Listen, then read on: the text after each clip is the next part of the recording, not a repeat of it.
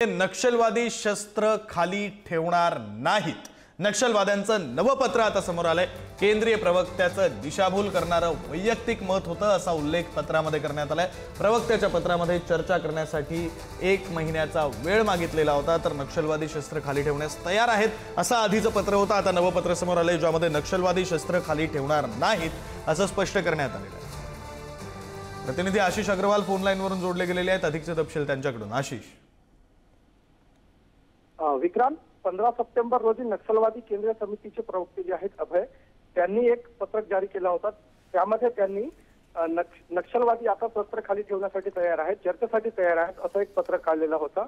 परंतु यामध्ये आता नवीन पत्र काढण्यात आलेलं आहे आणि नक्षलवादी शस्त्र खाली ठेवणार नाहीत, त्यांच्याच केंद्रीय प्रवक्त्याचे दिशाभूल करणारे वैयक्तिक मत असल्याचे या पत्रकातून व्यक्त करण्यात आलेले आहे। तेलंगणा राज्य समितीने एक प्रेस नोट जारी करून युद्धबंदी नाकारलेली आहे आणि अभय उर्फ सोनू जे प्रवक्ते आहेत त्यांच्या प्रेस नोटला त्यांचे वैयक्तिक मत म्हटले आहे।